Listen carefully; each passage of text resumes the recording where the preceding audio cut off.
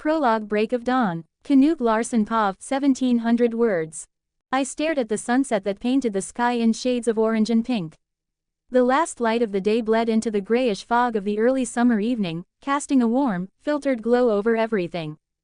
Tomorrow is the day my high school life finally ends.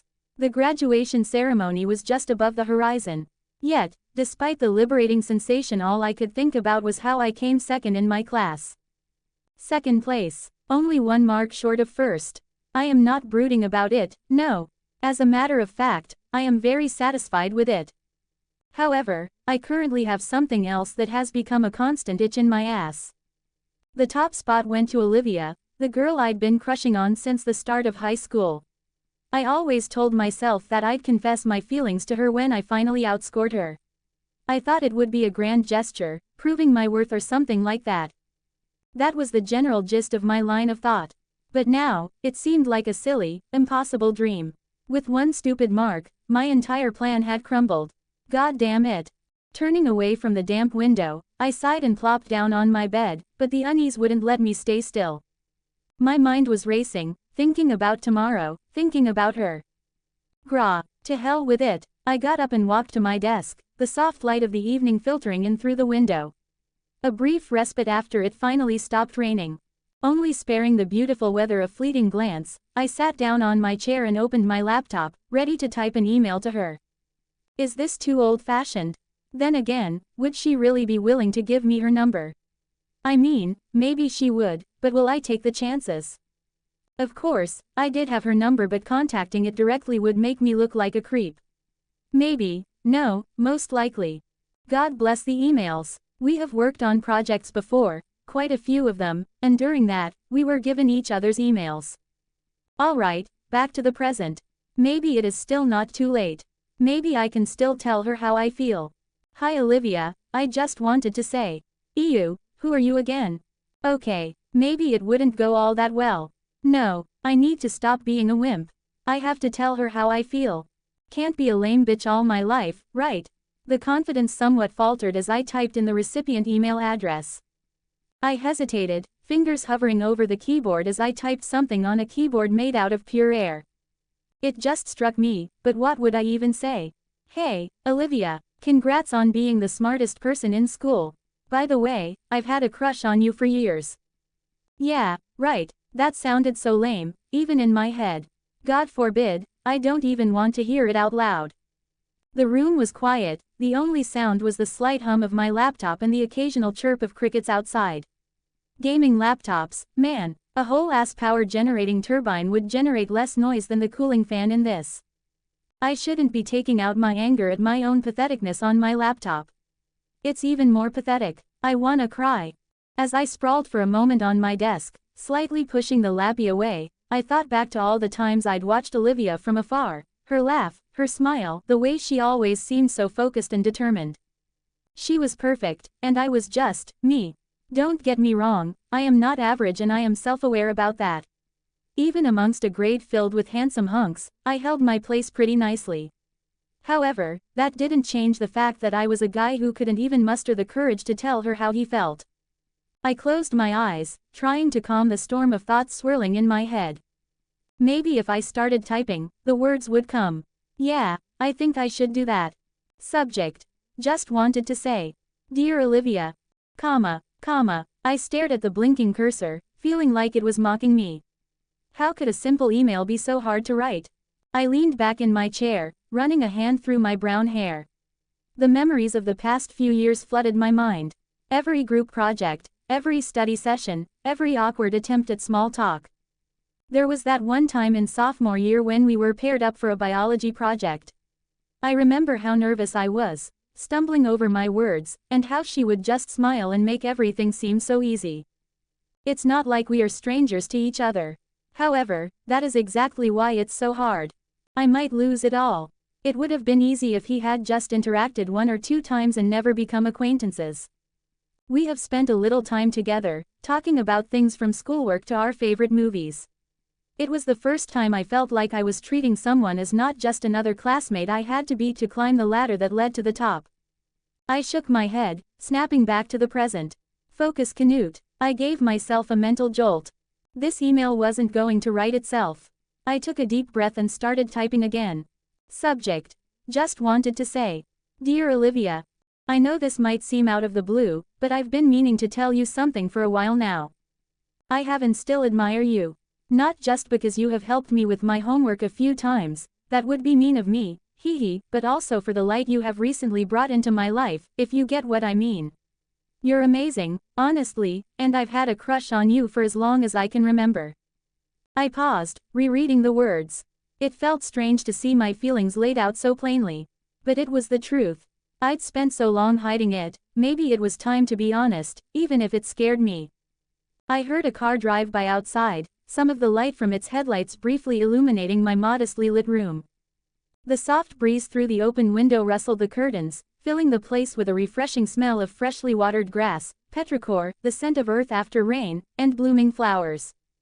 It was going to be a peaceful night, but my mind was anything but. I know we're graduating tomorrow, and I don't want to regret not telling you how I feel given how you have a totally different career choice than me and we possibly won't be able to see each other again for the foreseeable future. Even if you don't feel the same way, I needed you to know. You've been such an important part of not only my school life, but everything related to me in general, and I'm grateful for all the memories we've shared. I have never experienced such competitiveness as I did with you.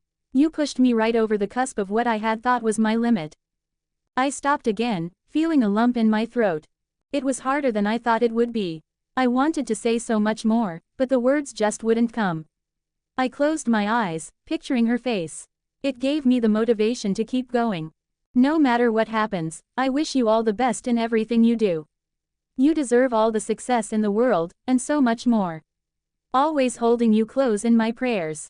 Sincerely, Knut. I stared at the email, cursor hovering over the send button and my finger trembling over the left button of the trackpad.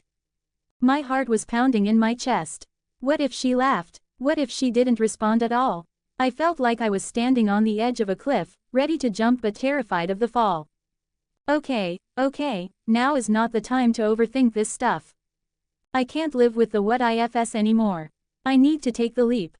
I need to know. Yes, that's the spirit, Knut. You're gonna crush this confession and have a happy ever after. With a deep breath, I clicked send. The email disappeared suddenly, leaving me staring at the screen, feeling a strange mix of relief and dread. No turning back now. Whatever happened, I had finally told her how I felt. I closed my laptop and sat back, letting out a long sigh. My environment, the night, that felt so alive and abuzz a while ago, was quiet again. Only sound that filtered through the walls and slightly open window was the distant hum of traffic and the soft rustle of leaves in the breeze. I felt a strange calm settle over me, like a weight had been lifted off my shoulders. Tomorrow was graduation. I do not know what the future holds, but at least I have taken this step. For the first time in a long time, I can feel a glimmer of hope. I laid back on my bed, staring up at the ceiling.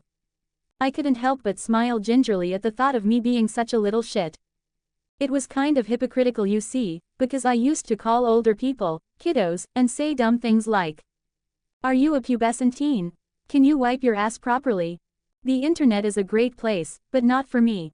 Karma really comes back to bite you in the rear, huh? But hey, you never know. Maybe things would turn out okay after all. My mama used to say to never lose hope until the very end. Even after you fail, just strive to make it work again. If she was alive, she would have been proud of me for this development. I tried to picture her, but couldn't really do it. It has been years, and I was a little kid. All I remember are a few words of guidance from her. As if I could kick the veil of melancholy that was descending on me, I threw my feet and picked my phone up. Removing it from the "do not disturb" mode, I started to make my way downstairs. Dad will be home soon. I should cook something for him. The prologue has a total of 2 parts. Reprobate creator's thoughts.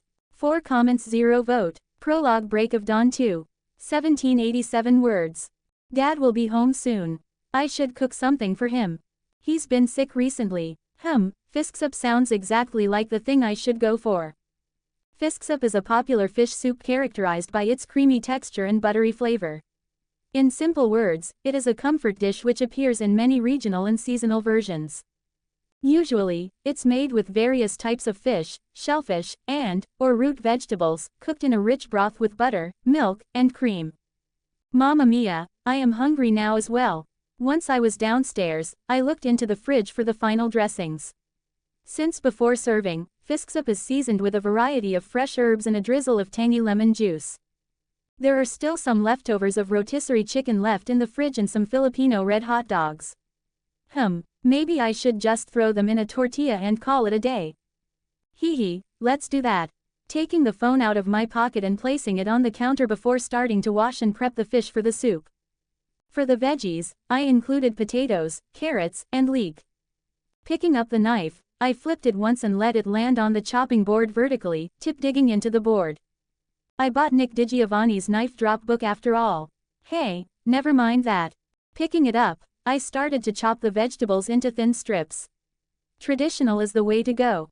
You can still chop it into cubes, but that takes longer to cook. If you have too much time on your hands and like big chunks in your soup, go for it. After that, I picked up the fish and patted it dry. Dad has been struggling recently, so we are using salmon. I prefer cod though, but this works as well. Complaining is a sin. Once they were combined in a single pot, I mixed sour cream and creme fraiche. Although it is said that the latter is just an extravagant addition which is totally unnecessary. Fuck those people, no sense of taste. While it was cooking, I scrolled through my feed. I swear to any god that is out there, if I see another Skibidi Ohio Riz video, I might unalive myself. No, not might, I will unalive myself. Pressing the do not recommend button for the millionth time, I started scrolling again. Social media apps are very quick on the uptake when you search for something, putting those things in your feed, but they can't pick up a pattern on what a person dislikes. Geez. Once the soup had the perfect consistency, I looked at the clock. Dad was about to come in around 10 minutes. The piping hot soup would be just the right temperature when he arrives. You see, my dad likes guzzling food down his gullet as soon as he arrives. Can't blame him, his job is tough. It pays well, but it's tough. Anyways, I poured the soup into the 2 plates and then garnished them with chopped chives and dill. Following that, the rest of 10 minutes went by cooking the red sausages in the air fryer and reheating the chicken before adding them into the tortilla along with a leaf of lettuce, a slice of American cheese, and some hot sauce before toasting it on the pan. I did the same 3 more times, making a total of 4 burritos. Placing them down on the dinner table, I walked over to the couch in the living room and slipped into it. Now we wait. My eyes fluttered open. It seems like I fell asleep. The kitchen was quiet, and the lights turned off. The only sound was the ticking of the clock on the wall. I was lying comfortably on the couch with a quill over me. The warm scent of dinner filled my nostrils as I saw the plates placed on the table in front of me, piping hot, evident from the smoke rising from it. Man, I forgot to greet him. I looked up at the time. It was quite late in the night. My mind suddenly zipped towards somewhere else. The email I'd sent to Olivia. As if on cue, I heard my phone that was still on the counter buzz. I hesitated for a moment, my fingers trembling as I opened the email. This was it, the moment I had been dreading and hoping for in equal measure. My eyes scanned the first few lines, and a wave of joy washed over me as I saw her words. Instinct took over, and I jumped up from the couch. Sprinting towards the phone, my heart was a weird mix of fear and confusion. As I rounded the corner around the kitchen counter, I slipped on something slick, losing my balance. The world tilted, and before I could register anything, my head hit hard against the kitchen counter with a sickening crunch, and pain exploded behind my eyes. I tried to hold on to the counter, my arms flailing. As my fingers narrowly brushed against the phone, I collapsed to the floor, my vision blurring. The world around me seemed to tilt and spin. I tried to get up, but my body suddenly stopped responding. Panic set in, blaring, like an ambulance's siren. The kitchen floor was cold, further stripping away the strength to move, my head throbbing with pain. Canute, you okay there, buddy?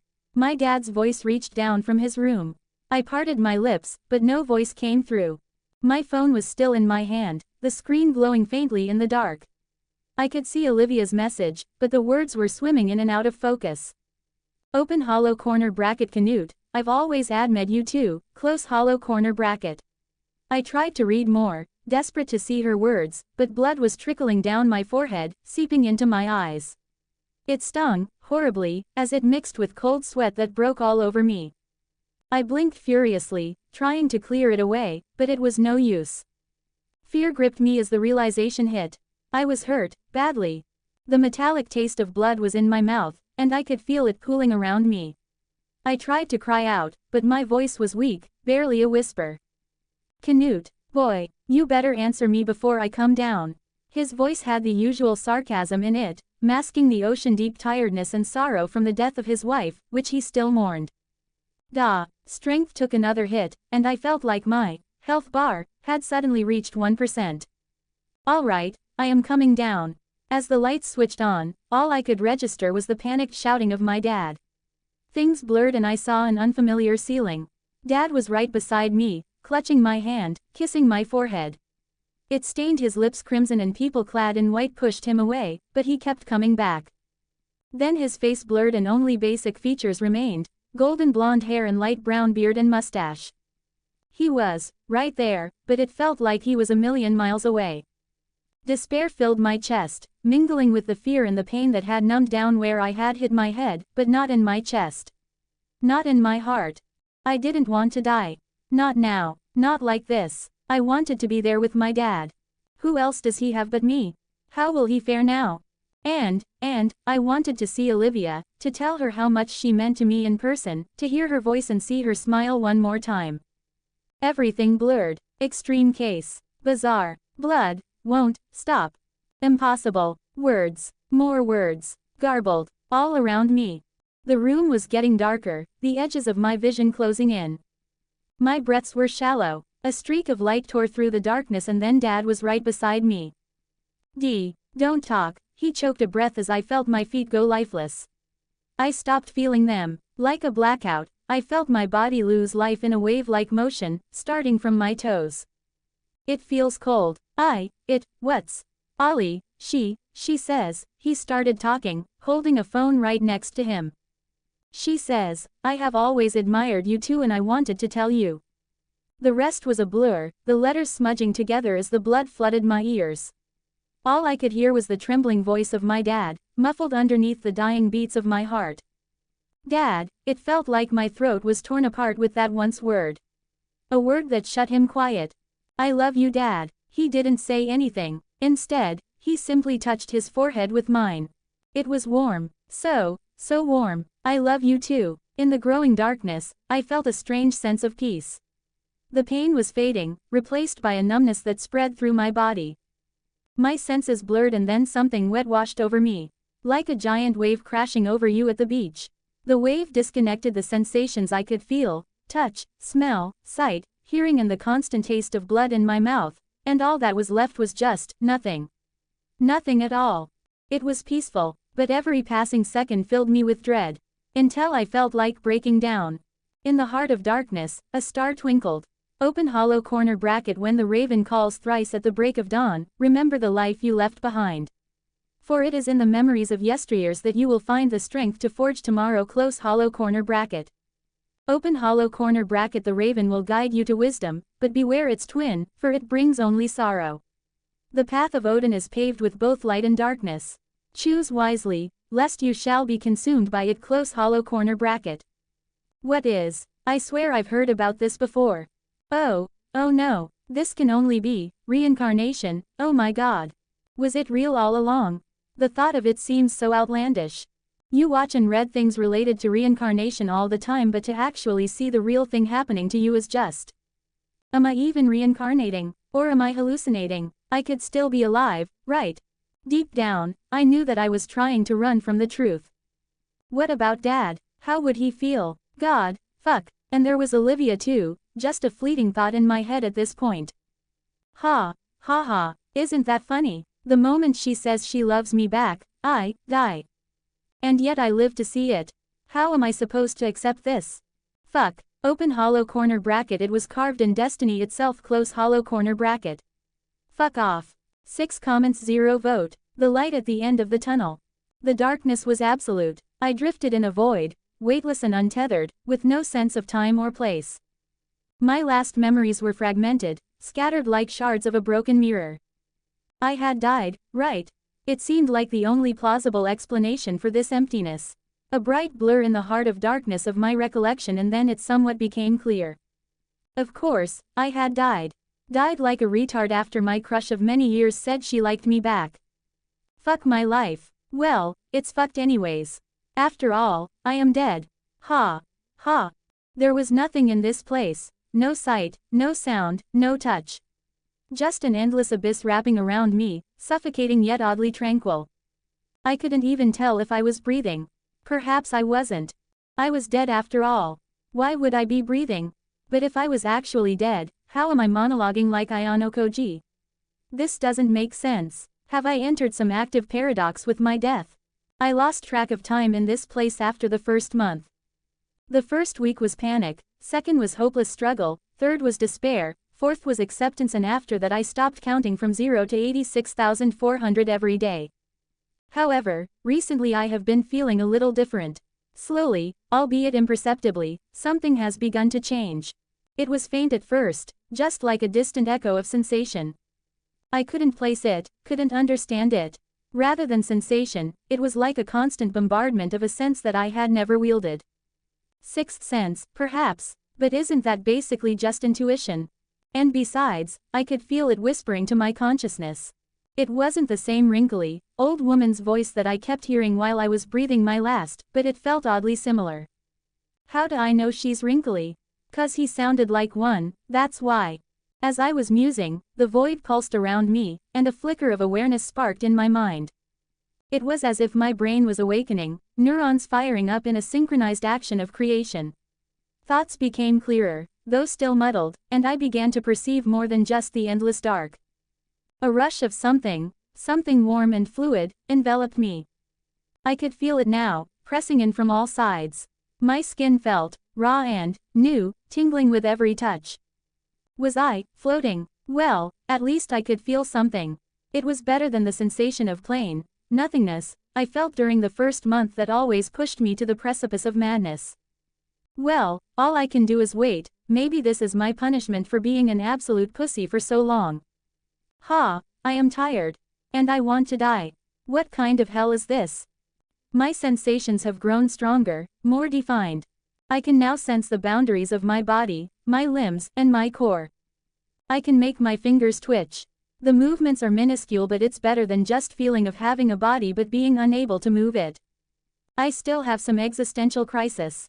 Maybe I am not dead. And just in a coma. Maybe I am slowly regaining control of my body. I had received blunt force trauma to my head after all. The thought alone was the driving force behind my will to not go totally insane. Maybe I'll see Dad again. If I am in a coma, he might not be as miserable as well. After all, he has a hope that I might wake up. I should take Olivia on a date too. Having the same monologue for the 706th time, I twitched my fingers for fun. I marveled at the feeling. Well, the term, marvel, has a very low bar for me now. I just made myself get excited at the realization that I had fingers again, or rather, I could feel my fingers again. They were tiny, delicate, but they were mine. Although I can't remember why my long and masculine fingers are so small and stubby again. It could be because I am reincarnating. No, fuck no, I am not reincarnating. To hell with that. Also, I didn't meet a blue-haired dumb goddess until now, so I am sure this is not reincarnation. Yeah, I am sure. Nothing much has changed, although my awareness had significantly expanded. On top of that, their range of motion has also increased. Although, the movement is more sluggish than before, as if pushing through a thick liquid. I flexed them, feeling the resistance of the fluid surrounding me. It was warm, comforting in a way, like a gentle hug. Don't tell me I am in a recuperation tank. Although that would be pretty cool. I can finally feel my legs that have scored so many goals. Woo. Would have raised a toast, but it looks like this slimy, liquidy chamber does not have that. On a side note, it might sound creepy, and it totally is, but I can feel my muscles forming and the joints taking shape. That aside, I have an interesting fact. I discovered it during my multiple incursions. When I kick out like this, the whole fluid ripples around me. It's fun. And oftentimes I feel like a hand against my feet. But I have convinced myself that I am hallucinating. Yep. Asterisk asterisk asterisk. Time passed. Days, weeks, I couldn't tell. But with each passing moment, my body grew stronger, more complete. I could feel my heart beating. My lungs filled and emptied, drawing in the warm fluid that surrounded me. It was a bizarre sensation, breathing without air, but it felt right. Natural.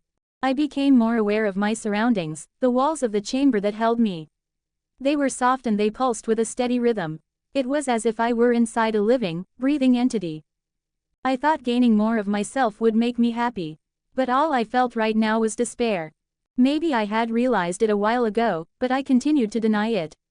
Deny the absolute, ironclad truth that I am being reborn. The idea will seem absurd, but the evidence is too glaringly obvious. My body was growing, developing. My senses were awakening, and I could feel the world beyond the darkness. My skin was hypersensitive as well. Or maybe it's this sensitive because I have spent so much fucking time in a womb with no ability to perceive. Every touch and movement are amplified. I can also feel the woman whose womb I am inhabiting's heartbeat. I may not admit it later, but sometimes, it is comforting. Whispering, telling me that I was not alone. Her voice, though muffled and distant, would often reach me in the dark, from beyond the membrane that was lined with stretched, red veins. I often listen, trying to make sense of the sounds. There are other voices as well, mingling with this woman's. Laughter, conversation, the rustle of movement. She was an active woman as well. I would often hear loud clamoring sounds from a distance as well. It was a world I couldn't see but could almost touch with my growing awareness. And despite the prospect of a medieval world, possibly with that of magic, it made me feel hollower on the inside. Asterisk asterisk asterisk. My brain had picked up pace in its development, neurons firing and connecting in a complex array of consciousness. Thoughts are clearer, more coherent. I can now remember more fragments of my past life other than the scene of my death. That also did little to decrease my disdain for this new world. I had been 17, on the cusp of adulthood, and now I was going to start over. Would there be a way for me to go back? Asterisk asterisk asterisk. I feel like today is the day. Over the course of past days, months, the darkness had shifted into a mix of red and black. But I may see a color other than these two today. Why? Because I can feel something different. A change in the rhythm of my tiny room. The fluid around is pressing in, pushing me forward. It was a slow, inexorable movement, like the turning of a great wheel. The confines were tightening, pushing me toward a distant light. Despite having my bones developed over time, the contractions that squeezed me hurt, even though just a little. My ears were ringing, ever so slightly. The woman seemed to be a strong one, since all that reached my numb ears were a few occasional groans of pain. And nothing else. The light grew brighter, filling the space. My heart raced, and my tiny body bristled. I could finally see the light at the end of the tunnel. Well, more appropriately, light at the end of a vag. That's the woman who's going to birth you, you dumb fuck. I mentally reprimanded myself. Anyways, finally, the darkness around me began to give way and the fluid started to drain away. For the first time in, let's say 9 months, excluding the time I was in a guy's balls because that is disgusting to imagine, I could feel the air. Cool and soothing, yet so unfamiliar, brushing against my wet skin. A jolt went down my body, making me gasp and cry out. I am no longer floating, I am being pulled into a new world. The pressure increased, and my body was further compressed and squeezed through the opening as I was pushed toward the light. Suddenly, a pair of strong hands from behind the opening gripped me from shoulders and yanked my fat ass out. I could hear voices, excited and relieved, mingling with my cries of joy. I was out in the real world, once again. I couldn't help but cry continuously. I was not sure what I was supposed to feel. Happiness, anger, relief, sadness. I had left so much behind. So much, that this second chance at life feels more like a punishment than a blessing. A soft cloth suddenly wiped against my forehead while some kind of incision was performed around my stomach. From my periphery, it felt like a blood-caked snake had fallen to the ground. The cloth smeared away the fluid from my face before pulling it to itself. My eyes were bombarded with so many colors that I could barely see anything. Just a general outline. Sensory overload. Code. Red. The woman smiled gingerly at me as she suddenly pressed her lips against my forehead. The warmth of her lips was much, much different than the warmth of her womb. It felt so much alive.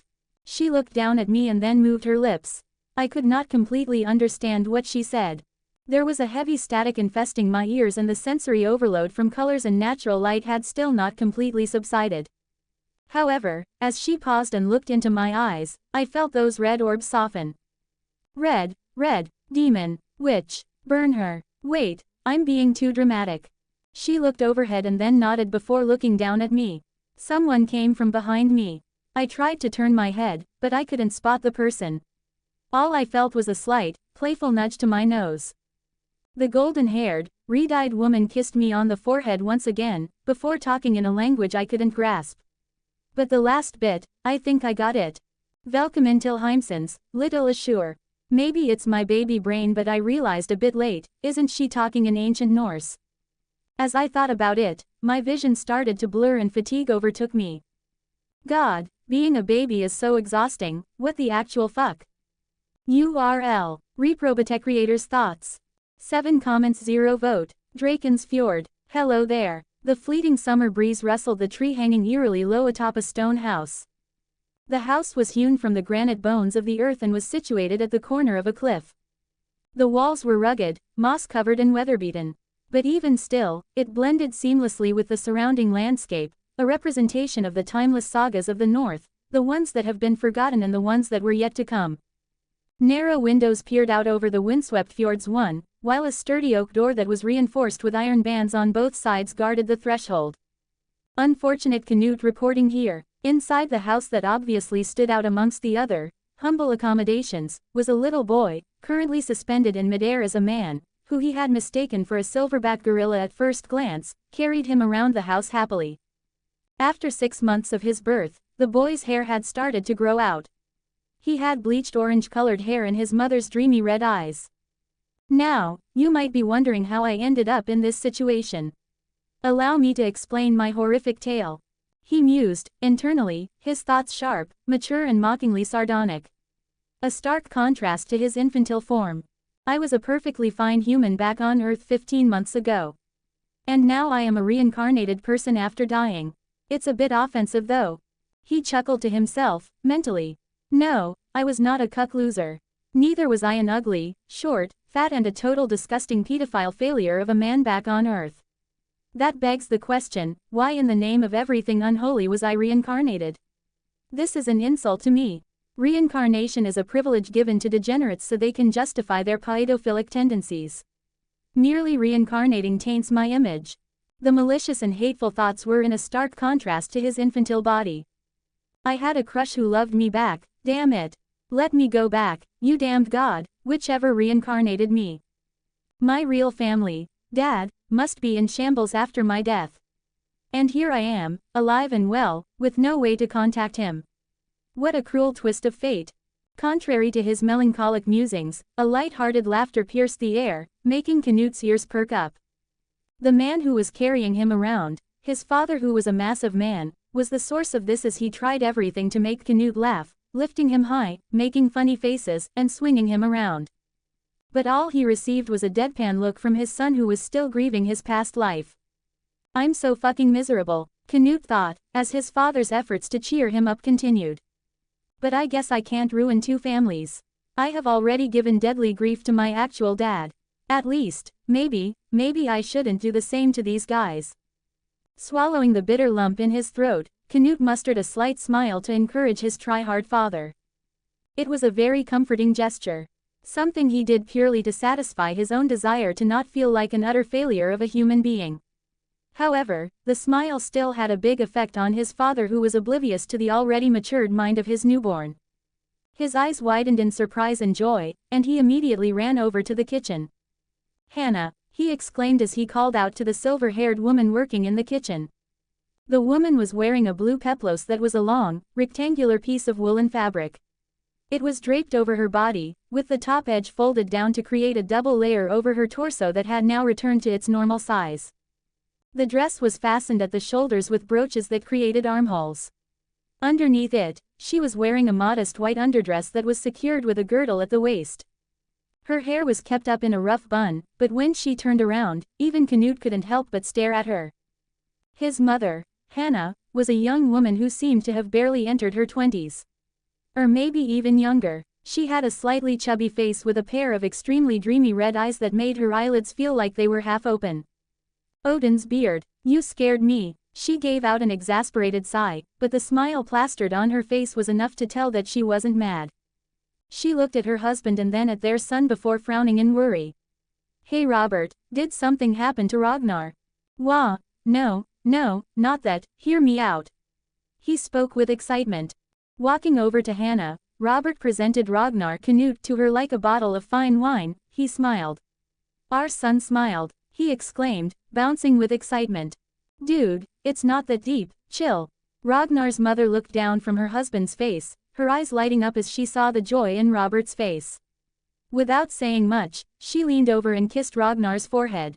Look at you, our little warrior, she whispered. Despite how delicate she looked or sounded, she had an aura around her that made Ragnar think that she was not normal.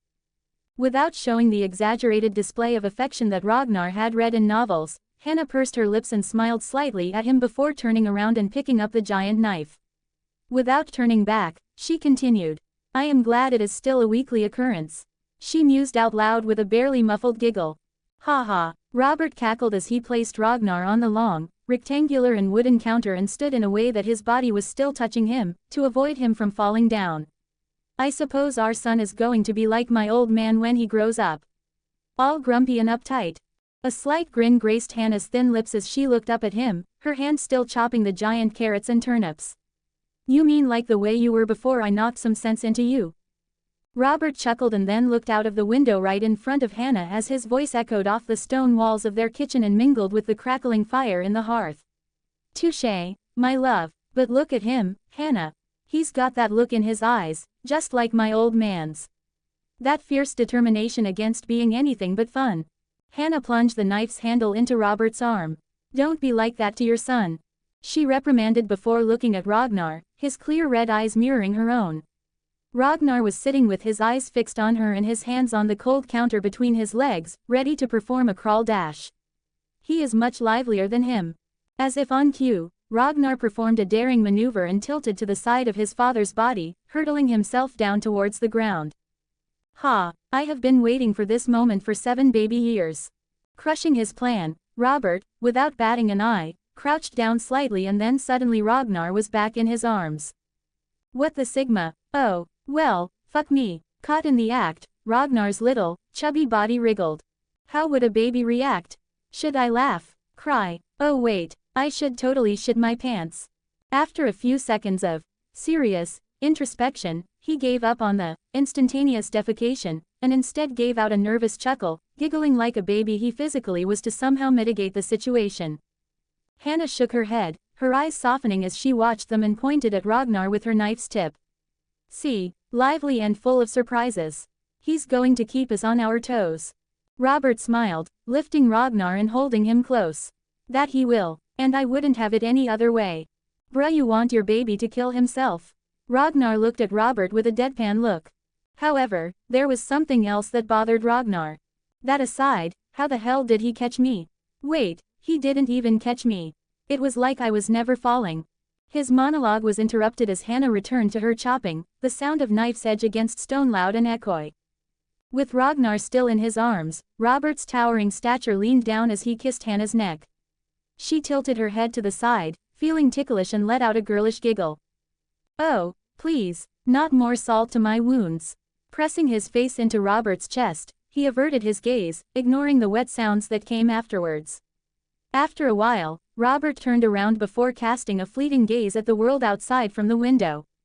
Oh yeah, Hannah, yes, I am taking Ragnar out. I think the weather isn't that cold today. Hannah hummed in response. Make sure to cover him in a duffel. She called out as Robert took Ragnar to his little room to change him into appropriate clothes for the venture outside. Ragnar Valknar tu pav. Through the cacophony of indistinguishable sounds, I couldn't separate one noise from another. The gossip mingled with the vendors' calls, merging with the bleats of goats and the pained brays of donkeys tied to the barn. The stubborn neighing of a horse refusing its harness mixed with the sharp crack of a whip striking metal. It was chaotic, and super duper cool. Not to mention, bloody cold as well, but those things hardly matter. Although I had guessed it when I was less than a month old, seeing it with my own eyes instead of relying on the conversations between the couple who birthed me was a revelation and a half. It was so atrociously beautiful that such a place, merely existing, should be illegal. Although I can mostly understand the language here by now, because ancient Norse still resembles many languages spoken in Scandinavia, I can't read anything. But I didn't need reading skills to understand what was written on the board that came after around 2 baby kilometers after exiting our house. This village was called Drakensfjord, and this was the first time that my infant eyes were taking in a portion of this world for the first time. It was nestled in the embrace of multiple mountains whose tips were curved inwards, making it look like this place was situated in the middle of several giant hands of dragons. Because our house was situated just outside the village, along the edge of the cliff, I was able to see the serene lake that shimmered like a sheet of polished glass at the very end of the boundary of the village. Unlike our stone house, most of the houses inside the village were constructed from timber, their walls darkened by years of exposure to the harsh elements, rain and snow. The makeshift doors, most of them, bore intricate carvings of mythical beasts, dragons, wolves, and ravens, etched into the beams and door frames.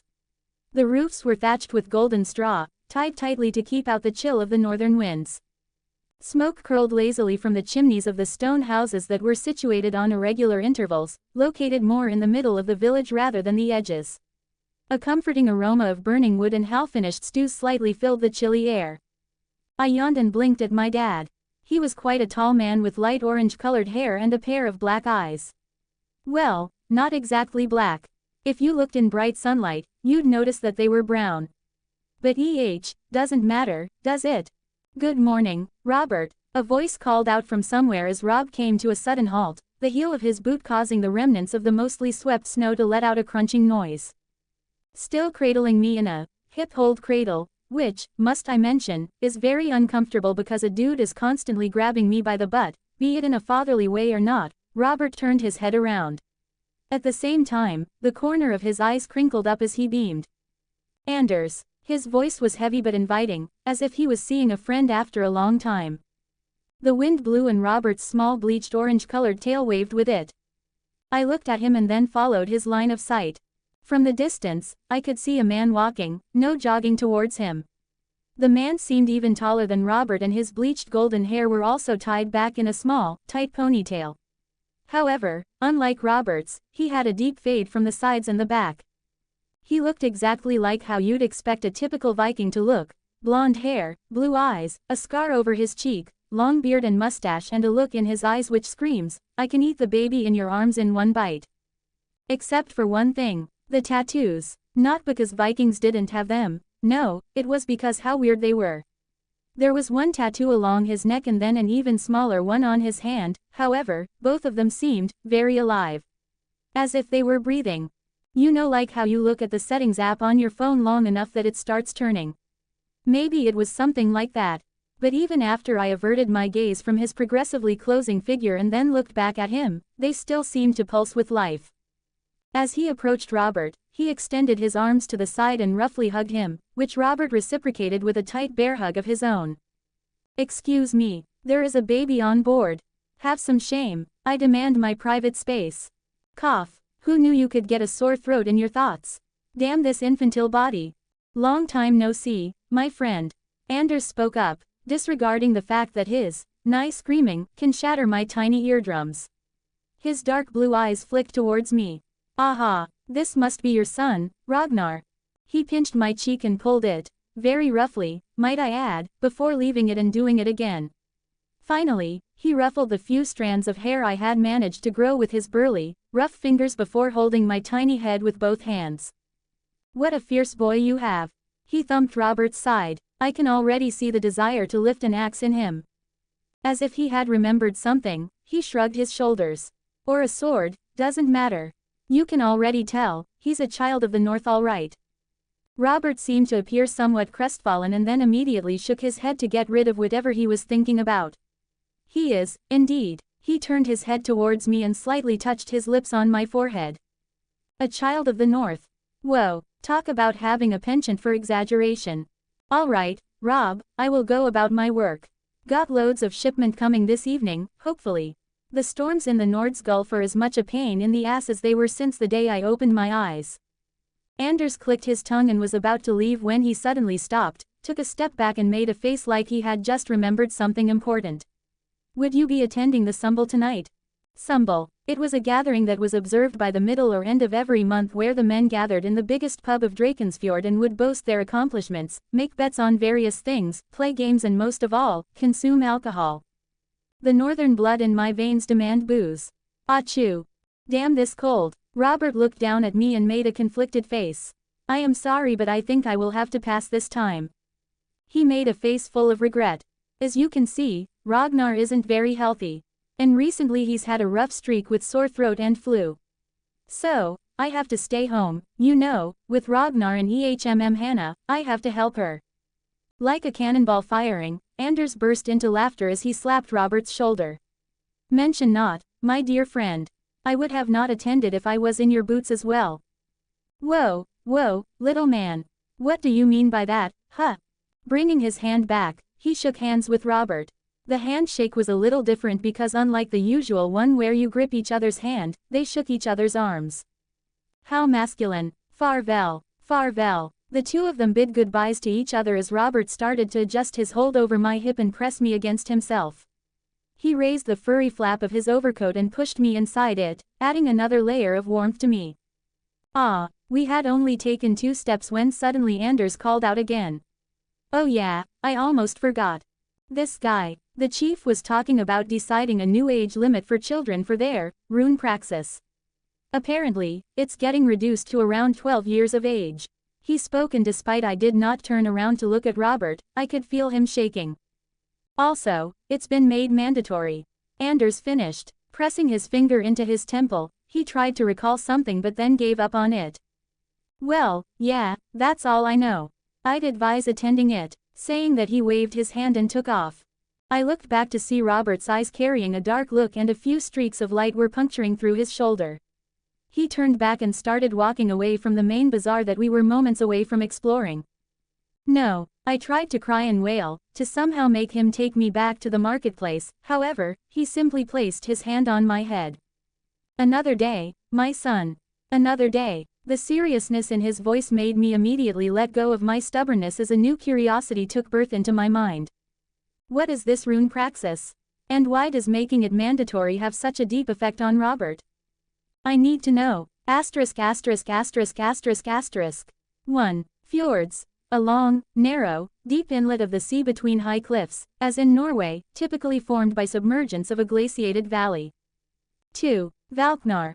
Old Norse for valiant, combined with nar, meaning ship or tool. This might feel like a little empty chapter, but it has a few significances.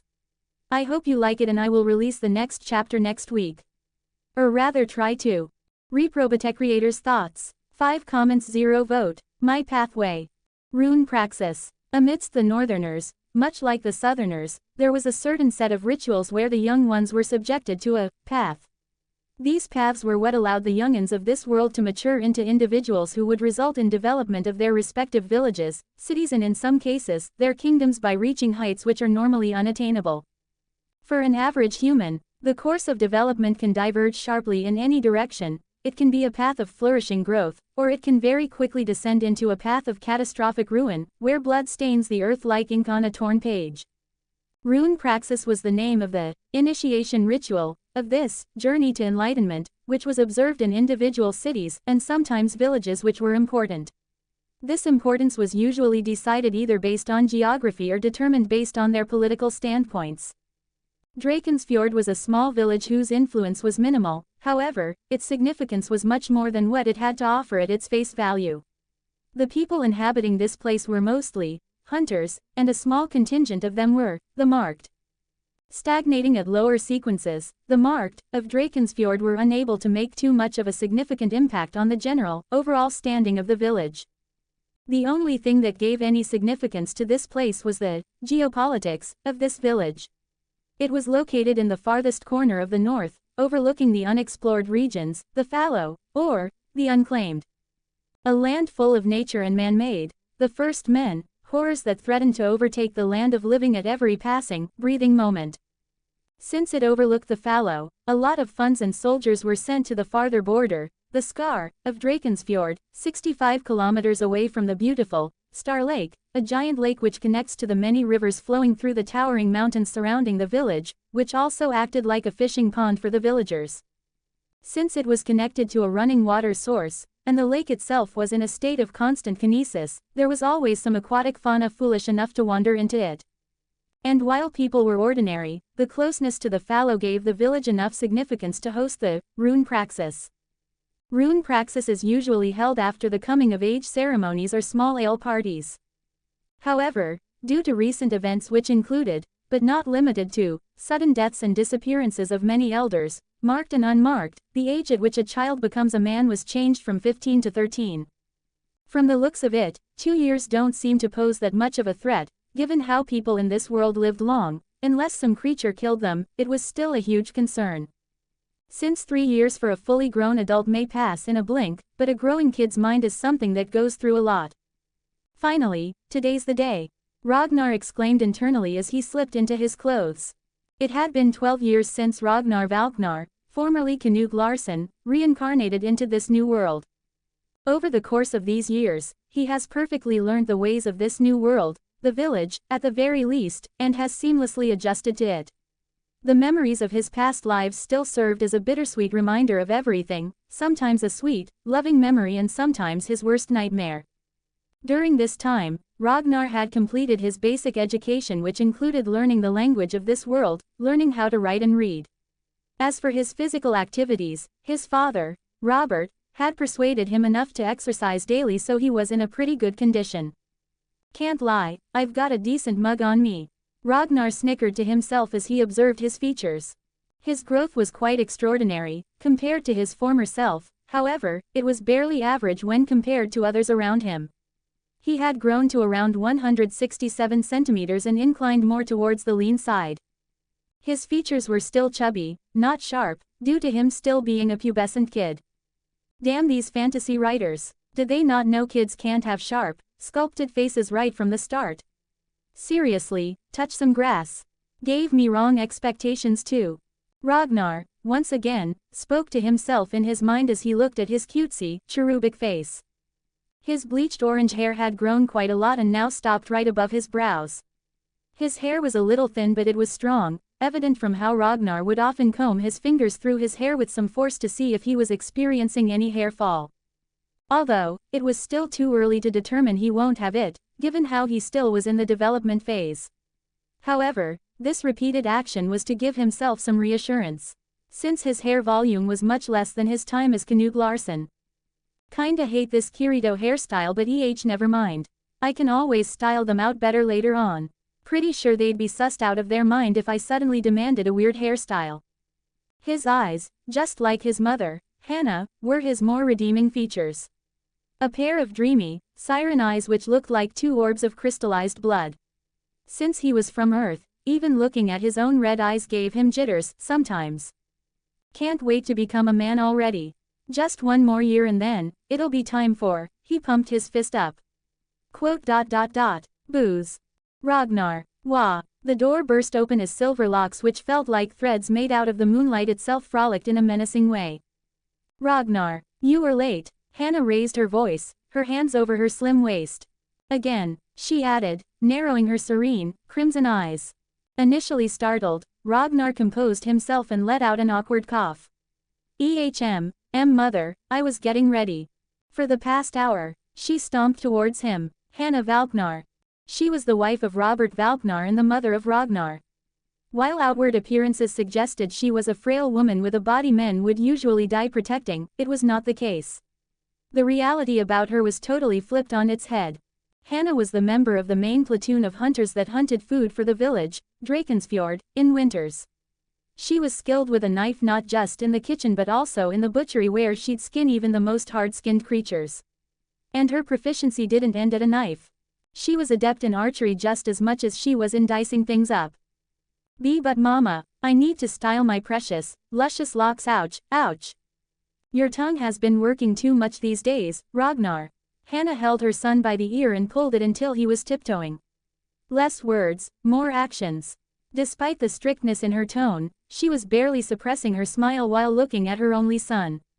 Gently tapping the back of her head, she left his ear. Dress up and come out. Do not make me repeat myself. Happily gliding through the door, Hannah casted a sidelong, loving glance at Ragnar, lifted her shoulders up in a barely suppressed giggle and closed the door behind her. Scary woman, Ragnar exclaimed as he corrected his hair once again, slipping his arms into his long, furred jacket. Feeling it settle heavily on his shoulders, he quickly skidded towards the door of his room. Tiptoeing, he opened it and then ran out, taking a quick left turn and then descending the flight of stairs. The Valknars lived at the edge of the cliff, on the other side of which was a deep fjord that was visible from the window of Robert and Hannah's personal room. The boundary of their dwelling was around 8,100 square feet, with the house covering around 3,000 square feet. It was an old-themed house, according to Earth's standards, which was supported by a few weathered wooden beams and had a sloped roof, covered in moss and vines. The large and paned window of the hall looked out over a wild garden, filled with occasional flowers and overgrown herbs, which further overlooked a giant forgery with an equally big chimney, plumes of black and gray smoke rising from at random intervals. Hannah was waiting at the door by the time Ragnar arrived. Casting a sheepish look at this mother, he quickly crouched down and slipped his feet into the leather boots and hopped towards her. She was about to move, but the door opened and Robert walked in, his orange hair short and well kept. He had started to grow an even longer beard now, which suited him very much. "Ah, darling," Hannah exclaimed, her eyes turning soft and her lips turning upwards. Robert leaned down and hugged her tiny waist, kissing her lips tightly before releasing her. "You smell delicious." "Stop." Hannah punched his arm, making him recoil. It would seem like he was exaggerating, given how tiny and weak her fist seemed. However, even from a distance, Ragnar could hear the little crack of his bones. Robert chuckled and shrugged it off. Looking down, his eyes lit up. "How are you today, son?" "All right, I guess," Ragnar's words drawled at the end and his eyes shifted as he looked down. It had been 12 long years since Ragnar had reincarnated.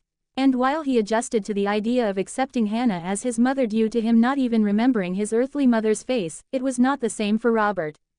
It was quite evident from how he would treat her. Robert looked at Hannah and breathed in a heavy sigh. He looked and seemed angry, but underneath that look, there was a small wound that hurt every now and then, whenever Ragnar would treat him like this. "Come on now, don't look like that, it's not like I am being an asshole on purpose." Despite his attempts at it, Ragnar couldn't bring himself to treat Robert the same as his father on Earth. Even to Ragnar himself, it made perfect sense that Robert was just as much of a biological father as his previous one. However, the logical part of his brain turned off when it came to his ties associated with Earth. "Aren't you in high spirits? Ha, ha." Robert half chuckled and let out a tired sigh. He looked towards Hannah and pressed the base of his palms against his eyes.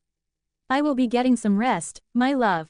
"Sure thing," Hannah replied with a flash of her pearls. "You should get more rest, Rob. There's still time before the winters come." Robert shifted, a little uncomfortably. Ragnar eyed him with a little concern. It was rare for him to show such disposition, despite the situation. Yeah, but you know," he looked down at Ragnar, "things are happening. We need to be prepared." Hannah let out an elongated sigh. "I understand. Just take care, okay? Lunch and dinner are at the table." Robert turned and coiled his arms around Hannah's waist, smiling. "I really wish I could come along, my love. We could have had a good time in the woods." A sudden flush crept up to her face, however, her expressions remained impassive, only the slight twitch giving way to how hard she was trying to suppress her vulpine grin. "Shush, he's here." Robert bent down and kissed her again, hugging her in closer. "He's a child, ha. Come on, I am a 27-year-old man mentally. Stop kissing and making out in front of me, ah." Despite the raging monologue, Ragnar just averted his gaze with a sigh. When the voice of clothes shifting and creasing finally reached his ears was when he looked back. Hannah was easing out the creases in her shirt, which was tucked inside her slim-fit pants, made out of some warm material. Robert took a step back and shot a wink at her. "See you in a few days, my love." Then he looked down and ruffled Ragnar's hair. "No, you idiot. It took me hours, you damned gorilla. Keep your mom safe, eh." Calming down, Ragnar looked up and smiled weakly. Will do. Ragnar walked in a close distance from Hannah, silently staring down at the dried grass crunching under their feet. Ragnar. Hannah's voice made him shift his head towards her. Yeah, he answered with an aloof questioning look on his face. She took a breath before answering him, as they carefully walked through the woods. Her lips fluttered, hesitating. Shaking her head, she smiled warmly. I was just thinking that my little Ragnar has grown so big already. She sized him from up to down with a proud look on her pale face. He loved getting loved by her.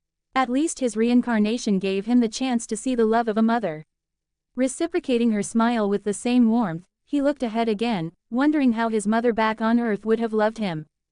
Ragnar, she repeated, this time with desperation in her voice. Yes, Mama, I know you're becoming a man yourself now, but my dear, your father will always be there for you. He loves you dearly, Ragnar. She pursed her lips, her crimson eyes gleaming with shimmer whenever she did that trick of hers. Ragnar's expression softened. I should not let her worry because of me. He's my father, of course. I love him too, Mama. He gulped. Men aren't very expressive, you know. He let out a half-censored chortle. She could see the playful smile he did every time he would try to cover up something. She smiled. Oh yeah, you're a man now, A mischievous look appeared on her face as she ruffled his hair once again. It's a men thing, huh? Hey, come on, you know how long I spent combing it like this, arg. He wailed around, but despite the weak ruffling, he didn't break away from it. I know. She closed her eyes and looked at the meekly shining sun. You worry about trivial stuff, my son. Hair is not trivial. He quickly combed them back with his fingers. It's what makes me the handsomest 12-year-old, HMPH. He dramatically gave his hair a flick. Giggling, Hannah hugged him from the side, walking side by side with him. As they enjoyed the scenery around them, their attention shifted to the flock of girls who rushed in towards the two of them and surrounded them. Ha, woe is me, I am so handsome that all of these girls can't help but flock to me. SMH, suffering from success, I am. But Neen, my heart belongs to Miss Hannah, do you like my midsummer crayons one? A girl with light freckles under her eyes asked energetically, her blue eyes shining with admiration. No, Miss Hannah.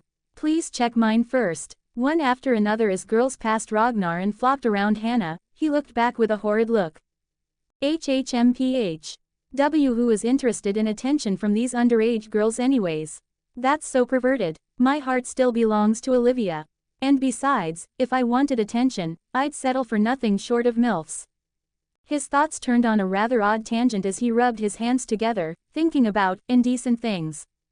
This is very pretty, Mia, but summers are a faraway occurrence. She stooped down to cup Mia's cheeks and caress them. I know, but, the golden-haired girl argued back. This is for you, as good luck for your hunts. Hannah looked at them with a surprised look, placing her hand on her heart. Thank you, she replied with a warm smile before accepting the flower crown and placing it on her head. As two, the other girls started to push their flower crowns towards Hannah as well.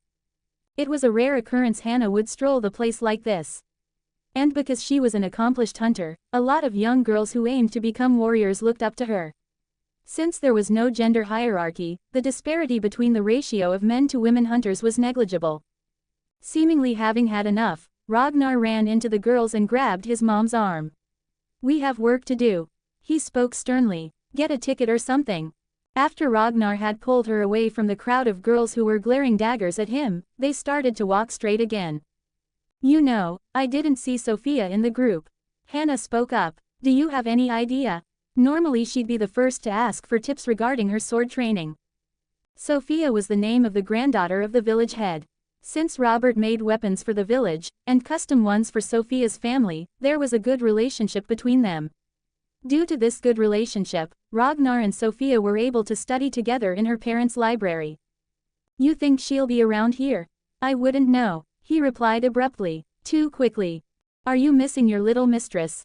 Instead of overreacting like kids his age, Ragnar solemnly scoffed. A scoff that felt a bit too mocking. The idea felt outlandish to him. Ragnar was now mentally reaching 30 years of age.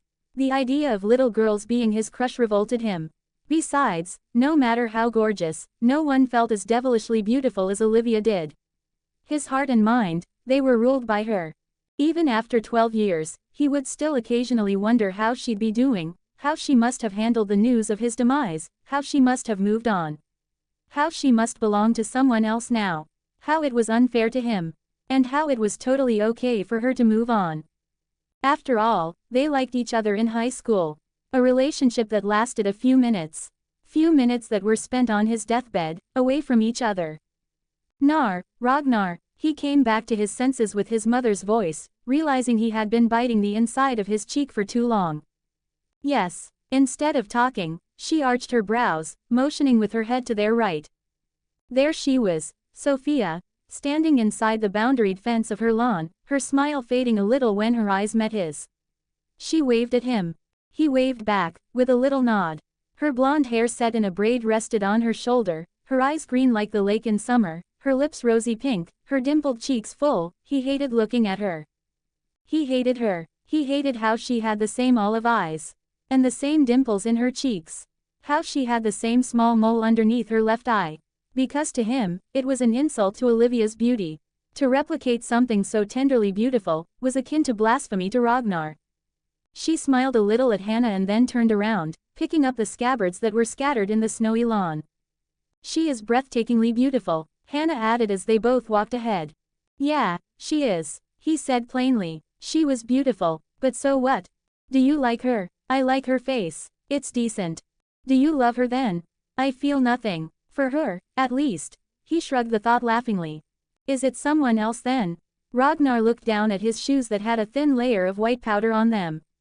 Yeah. The teasing timbre of her voice vanished as she saw Ragnar looking down with a crestfallen look. You have your whole life, dear son of mine. She roughly ruffled his hair. Come now. Make haste. She said and the lively look on her face reappeared. Ragnar let out a self-deprecating suppressed laugh. I've already exhausted one, well, let's not dawdle on it. Shaking his head, he matched his pace back with Hannah, walking side by side with her. He had already decided to not let his old life's mistakes or regrets weigh down on this one. As they walked, the land stretched beneath their feet. The crowds of villagers, the lively bazaar, the smells of fish and bison, the sweat-laden air of the barracks and the lake which was soon to be frozen. Hannah and Ragnar passed all of these, leaving them behind and climbed up a steep path. The rough surface of the mountain and spreading snow gave way to a dense forest at the top of the hill. The forest was dark, and the smell of something eerie lingered heavily in the air. Hannah suddenly stopped and leaned against a tree. Mom, Ragnar asked as Hannah came to a standstill. Have you been doing the exercises your father told you to? Ragnar's forehead creased as he looked at the air that changed around Hannah. Yes. Well then, her chest rose and fell in steady breaths as she raised her arm. The covering on her arm blended so perfectly with her skin that even now, she hesitated, as if it might not come off. She pressed her thumb against the edge near her wrist and pinched, feeling the faint give of the material. Slowly, carefully, she began to peel it back.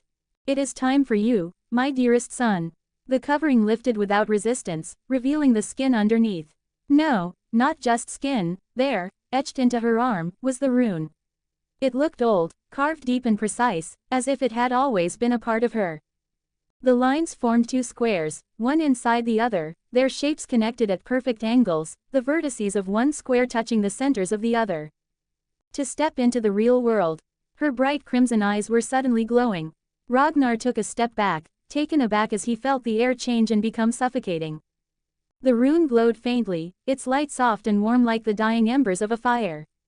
The orange glow pulsed once, faint and steady, almost like a heartbeat. Hannah's hand trembled as she held the covering she had removed. Her arm felt cool where the air touched it now. The forest seemed to darken further, as if the trees were leaning in closer, drawn to the faint glow on her arm. Hannah felt the weight of their eyes, her sons, the forests, and something else she couldn't name. It is time for you to prepare for your rune praxis, Ragnar. She spoke, her voice distorted as Ragnar gulped in heavily, his mind a swirling maelstrom of thoughts. And for me to reveal a little about my pathway. She grinned. 1. A midsommarkrans, Swedish for midsummer wreath, is a wreath made of flowers and leaves.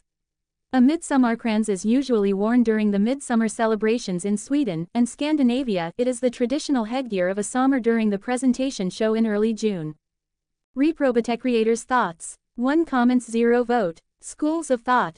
It was bone-chillingly cold. Whatever Mom was doing, it had a very creepy effect on me. The hair on the back of my neck, assuming I had any, stood on edge as the darkness turned material, and I could feel the darkness physically like a mist all around me. I tried to see, focus my eyes and use the primal power of this world, however, neither could I see, nor could I siphon any kind of power. How could I, after all? Amidst the growing darkness, Mom's voice cut so sharp that the darkness, slimy tendrils that were coalescing around me suddenly receded. However, it still didn't change the fact that I couldn't even look at my own hand, even though I was holding it right next to my face. Hone your senses, Ragnar, Mom said suddenly, her voice distant, like standing somewhere way far away than me. Strength and mana, they both can be aided. Body strengthening herbs, and mana quantity aiding shrooms, they can be artificially facilitated. She continued to speak. A low rumble filled the air as I turned around. Let your senses expand. Use them as a physical manifestation of your body. Your sense of smell shouldn't just be a part of what makes you up. She spoke as the rune on her arm shone so bright that the darkness wisps were all burned. My sight came back to me and a hot wave of dread washed over me. Mom was standing to my side, and a few steps away from her was a bear. No, not just any bear. It only looked like a bear in the most rudimentary way. It was an abomination of a bear. It looked like a creature dragged from a nightmare, massive, hunched, and warped. The fact that its eyes were on the front made it look even more terrifying, since it had lowered its long snout and was looking straight at me. Its black, tar-like skin oozed and writhed, swallowing the light oozing out of Mom's rune. The head was elongated and split too wide, filled with jagged, golden teeth. Its eyes were small, socketed deep inside the skull. Its claws scraped faintly against the foliage, leaving deep, curling gouges. Mom turned towards me. Do you recognize this fiend, Ragnar? I felt my lips quiver, the name refusing to come out of my mouth. It shouldn't be here. It was said to reside only in the inner sides of the fallow. But it shouldn't be here. Why do you say that? She asked. Suddenly the creature roared and the wind whipped up from that single action. It growled, the sound making waves ripple in my chest. It lowered back on its hind legs and then, it bolted forward like an arrow. It was no less than 8 feet tall. How can he move this fast? Mom, I called out, worry and morbid fear welling up in my chest. She spared a glance at me and then swung her arm. Huh, was all I could muster to speak as the head of the fiend went flying back while its gargantuan body rolled down on the dense foliage underneath our feet. Its body rolled 2 times before stopping right before my feet. Honestly, my legs were weak at this point, and not gonna lie, I almost shat my pants. Because, holy shit, that was scary as fuck. Mom, are you? I was about to ask her how she was, but given what she had done, I broke off my sentence midway. The rune on her arm was moving, 2 perfect squares rotating in opposite directions. Your own individual pathway is something you guard with your life on the line. She began talking as flexed her hand. The outcome of a battle between 2 marked people relies solely on the intel and compatibility. She smiled and extended her hand. A white streak of light flicked above her palm and a thin fencing sword materialized in her hand. Pathways aren't simple, she continued. They're messy, unpredictable. A sequence 5 might take down a sequence 4 if their pathway is better suited for that specific fight. It's rare, but it happens. She paused, turning the sword over in her hand like she was inspecting it. One small edge can make all the difference. The sword shifted into a ball, as if it was made out of clay. That's why most people hide their pathways, she said, her tone harder now. Even from the people they love. Couples, families, friends, it doesn't matter. No one's exempt. Knowing someone's pathway is like holding their life in your hands. I frowned, confusion and morbid unease bubbling inside me. Then, why are you showing me this? Her eyes met mine, and for a moment, she didn't say anything. The silence stretched suffocatingly before she finally spoke. Because I don't want you to be blindsided one day, she said, her voice quieter now, but laced with an edge of something I couldn't quite name, anger. Sadness. Both. This world doesn't care about fairness. It's cruel, and it's unforgiving. One day, you're going to have to make choices whether you like them or not. Real ones. Hard ones. Choices that will stay with you for the rest of your life. She stepped closer, the sphere in her hand dissolving into faint motes of light. Before I could say anything, she pulled me into a tight hug. I froze, caught off guard, but her warmth was grounding, steadying. You're going to hate it, she murmured, her voice thick with emotion. The things you'll have to do. The things you'll have to live with. But that's how it is. No one gets through this unscathed. She breathed shakily. You have my blood running through your veins as well. Nothing will ever be so easy. She gently rubbed my back. It was dizzying. I couldn't make sense of anything she was saying anymore.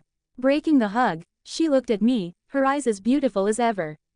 The ever-intoxicated look in her eyes reflected on her features as well as I stared at her. Anyways, she gently tapped my cheeks before turning around.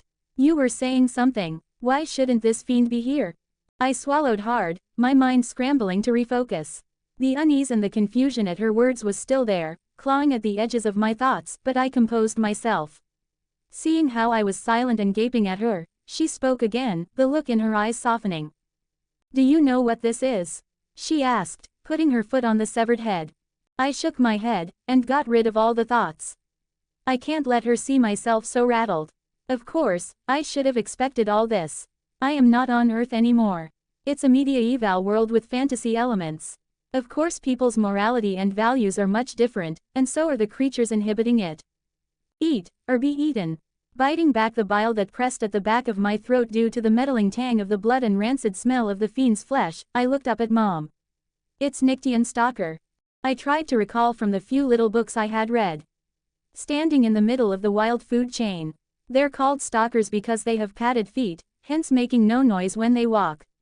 Solitary creatures that thrive in dense forests, caves, or regions of perpetual twilight. I paused and Mom lowered her head at me. Keep going. I huffed out a tired breath, not directly looking at its head. Highly territorial. Can communicate with other stalkers of its herd using low, rebounding growls that can be felt more than heard. But. I paused, the oddity of our current situation dawning at me. But, it seemed like an exam. They are not mindless killers and prefer to hunt only when necessary. Local folklore describes them as creatures who are manifestations of cursed lands or punishment for greed. Their pelts can hypothetically create cloaks that can render the wearer invisible in darkness if it is skinned as soon as it is hunted. I spoke, feeling my brows furrow. However, their homeland is inside, the fallow. The unexplored lands. Since they are highly territorial, they never leave their own place unless someone is hunting them. Hannah clapped her hands together, smiling and then directing a finger at the dead Nyctian stalker. You were not merely seeing the pictures, after all. She chuckled, tucking the loose strand of her hair behind her ear. Then why are they here? The question lingered for a while, before the answer, which should have been quite obvious, formulated inside my mind.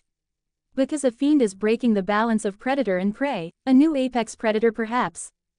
Hannah bobbed her head a few times, like half proud, half disappointed by my answer. The body of the fiend was already disintegrating. Unlike normal humans and other monsters, fiends which are found in the fallow disintegrate after being killed. It's not as though their bodies disappear atom as I had read in novels, but rather the decomposition system was extremely fast. The fiend was culled just a few minutes ago and by now the smell of its flesh rotting had spread so much that it was hard to just stand there. Rigor mortis had set in long ago and the flesh around its neck had a small maggot-like infestation. Bending down, a small dagger made out of pure light materialized in Hannah's hand. Your thought process is not wrong, but you need to think out of the box. She said as she started to skin the fur of the Nyctian stalker. You, pretty much everyone, fails to see the full picture because we have been hardwired to think in a certain manner. She looked up, her bright red eyes focusing on me. Think Ragnar, why do you think they can't be found here? She spoke and masterfully used the light dagger to move and remove the fur from the skin. Since fiends disintegrate so rapidly, one has to be quick with their reapings. Because that's what is written in the most trustworthy book in the whole province. It was rhetoric, but I know Hannah would have guessed it. She was smart, scarily so. And something about her felt so warm but cold at the same time. If the fiends never leave their home, and we only protect the scar, the boundary between the fallow and Drakensfjord, curse then.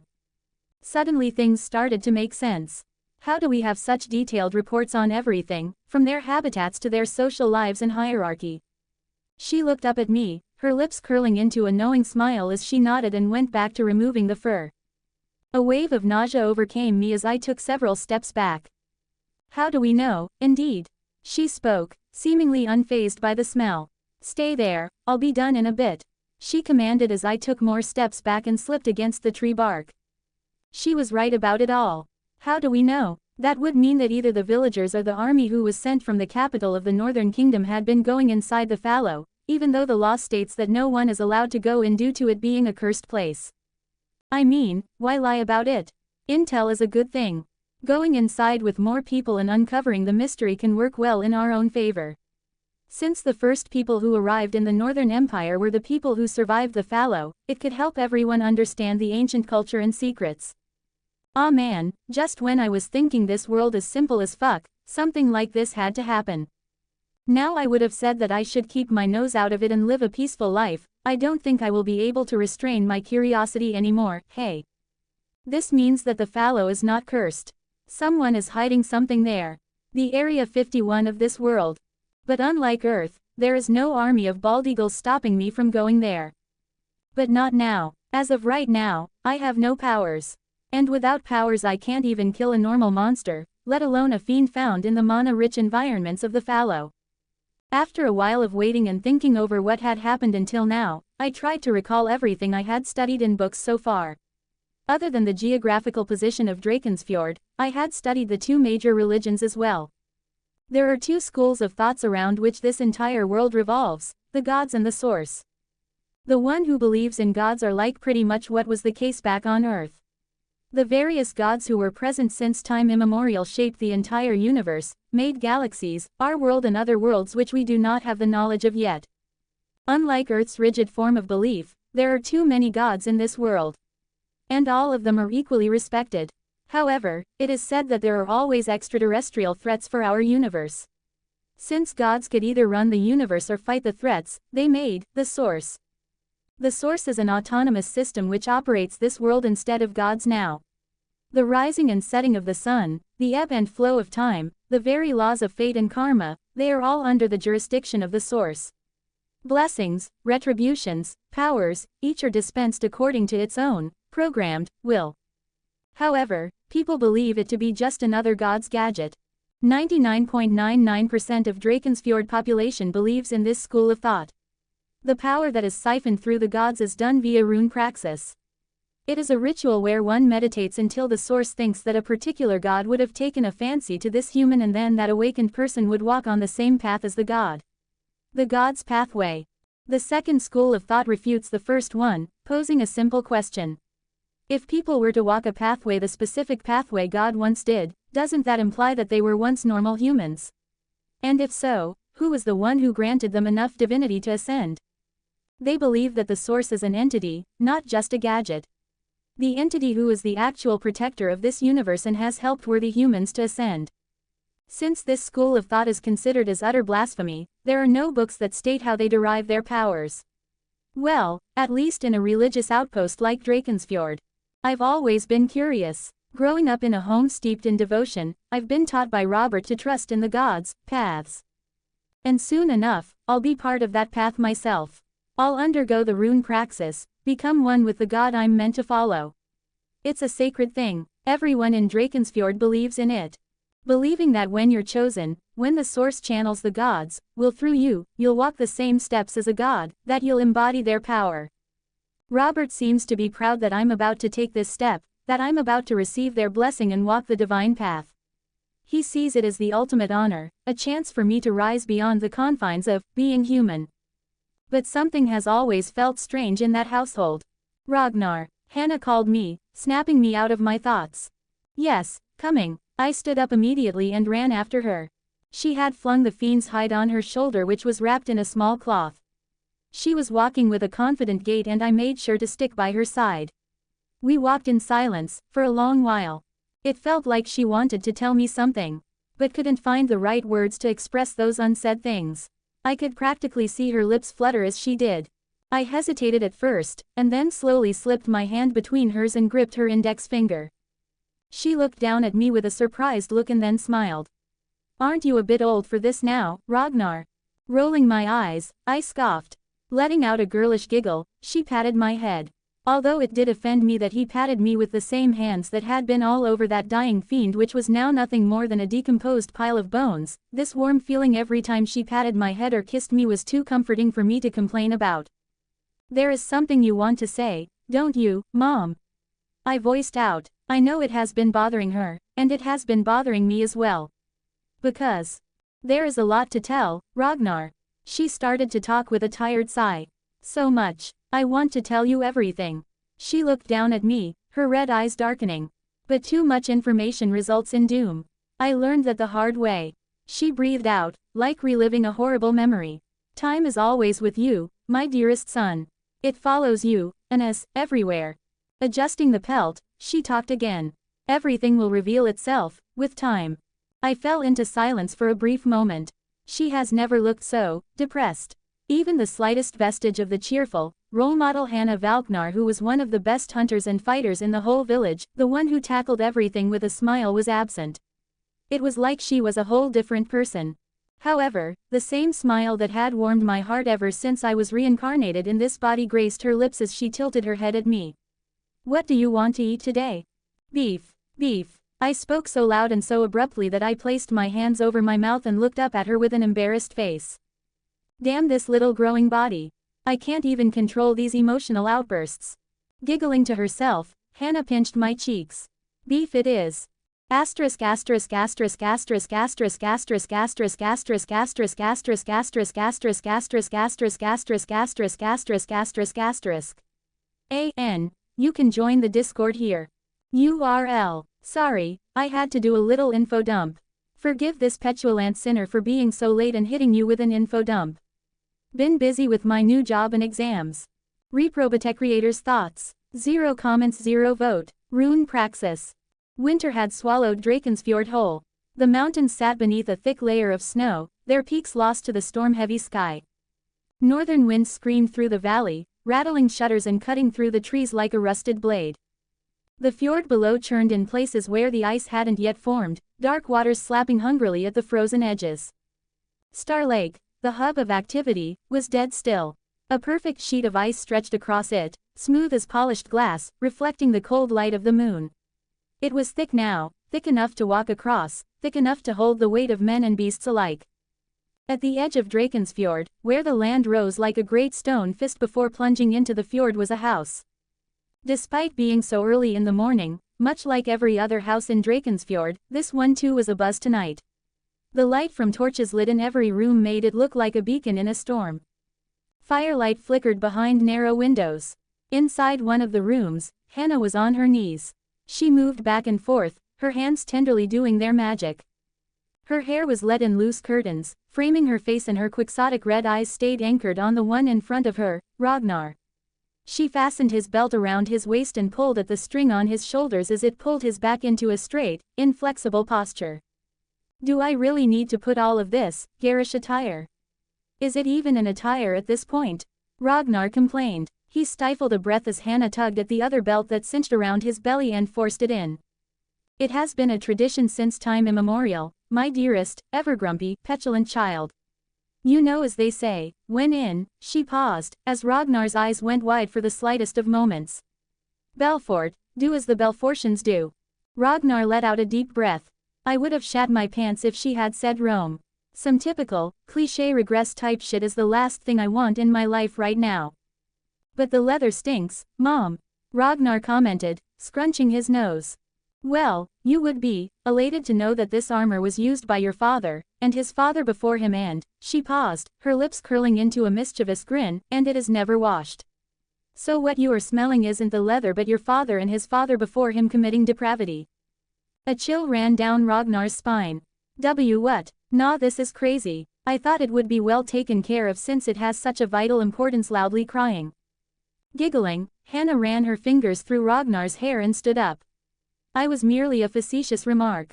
Stop being so stiff. Hannah slapped Ragnar's shoulder. Go on, look at yourself in the mirror, you look like such a flirt already. Ragnar grumbled. Hard to not be stiff when I feel like I am being crushed by a moldy, smelly, centuries-old leather armor made out of God knows what. Did you say anything? None at all, mother. Ragnar rolled his eyes and walked towards the mirror, feeling the uncomfortable grip of the armor cinching his waist and shoulders. The tight-fitting leather had been strapped down with multiple belts. There wasn't anything remarkable about it, however. What stood out the most were the ornaments embedded on it.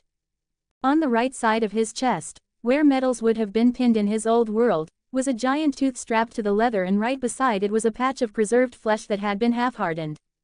Worn by your father, and his father before him, is this related to those two? He grimaced. I know this is a totally different world and the circumstances are completely opposite too, but in my old world, this kind of medal of achievement would have been enough evidence to put someone on a watch list or better, locked up. Ragnar pulled at the belt across his waist, loosening it a bit while Hannah was picking Ragnar's stuff from the ground, most of it being books. He sighed and turned fully to the mirror. As his reflection stared back at him, he finally took a proper look. His bleached orange hair was getting longer, nothing wild, but still enough to brush against his ears and forehead. However, that wasn't what made him pause. It was his eyes. Everyone knew he inherited his mother's red eyes, but now that he was growing, their full features were coming into focus. The long, delicate lashes, the dreamy half-lidded gaze, the way his irises seemed to glimmer under the light, it all gave his face a strangely soft and refined look. He frowned, tilted his head, and blinked slowly. Why do I look like I should be the love interest in some tragic romance drama? His lips parted slightly as a terrifying realization dawned on him. He looked beautiful, not in a rugged, roguish, handsome warrior way. No. This was ethereal. Delicate. The kind of beauty that made people write poetry about, tragically handsome men, who die too young. Instinctively, he grabbed 2 strands of his longish hair and pulled them in front of his face, draping them like bangs.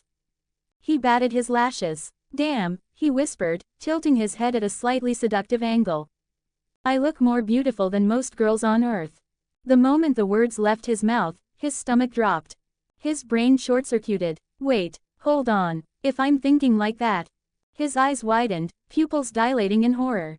Does that makes me gay? His hands flew up to his face, as if touching it would somehow confirm or deny his yet another existential crisis. Hannah, who had been watching this entire ordeal with increasing amusement, finally let out a small snort. Oh dear, you have started to admire yourself a lot lately. Should I start calling you my beautiful son now? Ragnar's soul nearly left his body. Mother, we are not discussing this. Oh, relax. I think it's cute that my son is prettier than half the girls in town. Ragnar let out a long, suffering sigh, rubbing his face aggressively as if trying to scrub the prettiness off. No, I am a man. A warrior. A future beast on the battlefield. The devourer of souls. The one who sees it all. I am the final boss. The god, not a damn pretty boy. Still, as he glanced back at the mirror, the unsettling truth remained. His lashes fluttered slightly. Single quote ... Damn it. Asterisk asterisk asterisk asterisk asterisk asterisk asterisk asterisk asterisk asterisk asterisk asterisk asterisk asterisk asterisk asterisk asterisk. The synchronized crunch of snow under leather boots was not the only source of noise in the heart of the darkness that had settled over Drakensfjord. Ragnar walked in the center, flanked by his mother and father. Hannah's face was unreadable, her red eyes half-lidded as always, lost in some distant thought, while Robert walked with his hands stuffed into his heavy cloak, gaze straight and mouth set in a firm line. The cold gnawed at him, and the fur didn't feel as warm as it usually did. 12 years in this world, and he still wasn't used to these winters. Northern Europe had been brutal, sure, but not like this. There, the cold had been something you could beat back with proper insulation, with full house heating that kept every corner warm. Here, there was no such mercy. Hearths warmed only what rooms they were present in. Even going to the loo in the middle of the night was a battle against the elements itself. Even the kitchen used to become a frozen tomb during early mornings. This world, for all its grandeur, had no place for comfort.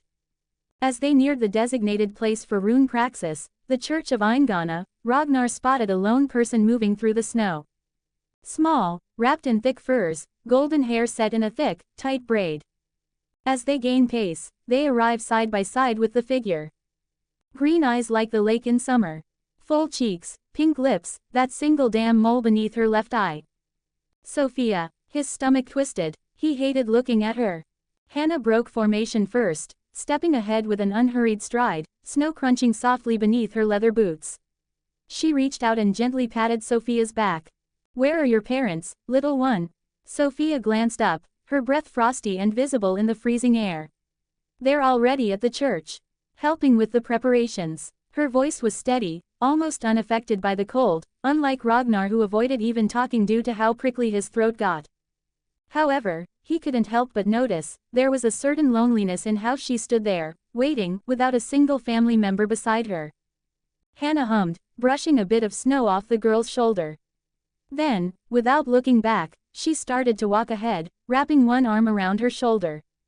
Ragnar exhaled, already knowing what was coming. Sure enough, when Hannah glanced back over her shoulder, she winked at him, red eyes sparkling with mischief. Ragnar sighed, shaking his head. As they walked, Robert suddenly nudged Ragnar's side with an elbow. "You and Sophia break up or something?" Ragnar scowled. "We were never dating." Robert let out a thoughtful hum, nodding slightly. "You sure? You two spend a lot of time together." Ragnar clicked his tongue. "Because I don't have a choice. You and Mother are always busy with work, I guess." He let out an embarrassed cough. Silence stretched for a minute between them. Robert raised a brow, glancing at him, but let it drop. Once again, the usual awkward silence stretched between them. Ragnar knew what was coming next. His father would try again, try to pull a conversation out of him like yanking an arrow from flesh. "You're nervous?" Robert asked after a moment, voice lighter, attempting something close to warmth. Ragnar shrugged. "No." Robert exhaled through his nose, a sharp breath, then nodded again. "All right." And just like that, the conversation died. Ragnar could feel the weight of it. The way Robert hesitated, the way his steps slowed just for a fraction of a second, as if he was holding something back. Ragnar didn't need to look at him to know what he was thinking. "He hates me," Robert thought with a melancholic smile on his face. Robert had done nothing wrong. If anything, he had been a father in every way that mattered. But he wasn't his father. Despite the fact that he was. But Ragnar refused to acknowledge that, despite being well aware of it. The silhouette of the church swallowed the sky, and as they crossed the last stretch of land, the snowstorm suddenly thickened. The wind roared violently. Parents and children alike struggled through the white chaos, pressing forward, their bodies barely visible in the whirling snow. Then, in the blink of an eye, a path opened. No one saw it happen. No one noticed the way the wind broke just enough for a narrow space to form. "I began to think you'd let me steal the spotlight for a moment." Robert spoke with a grin. "Not when my son and his friends are here." Hannah smiled wickedly as she patted Sophia's back and jumped inside the thin path she had opened before anyone could catch up. Without a word, Robert and Ragnar also slipped through the cleared path, following Hannah and Sophia. The path closed once again and the storm subsided as they reached the other end. The wind had ceased. The air was warmer, almost unnaturally so. Ragnar's breath no longer came in clouds. The church of Eingana stood vast and silent before them. The structure was made of blackened wood and stone, walls carved with endless depictions of battles and rituals, sagas etched into its bones, its marrow. Great iron braziers lined the entrance, flames licking at the cold air as it casted shadows across the heavy wooden doors that were reinforced with bands of dark metal. The pillars at the entrance had massive engravings of the long-lasting symbolism of Mother Eingana. "Don't be afraid," Robert encouraged, patting his shoulder. Ragnar scoffed before he could stop himself. "I'm not." The words left his mouth too fast, too sharp. He regretted them instantly. Robert let out a slow breath, his shoulders shifting beneath his thick cloak. There was something heavy in that silence, something Ragnar didn't have the stomach to dissect. His father hesitated for just a moment, as if weighing whether to say something more, then exhaled through his nose and turned away. Without another glance, he walked off toward a cluster of men who had also made it through the storm as they greeted him with hard grips and nods. Ragnar clenched his jaw, staring at his father's back as he moved further away. His jaw clenched. He knew he was being an ass, but the words just came out anyway. Too late to take them back now. But before he could wallow in the gnawing feeling in his chest, a voice called out over the crackle of fire. "Oi, Ragnar,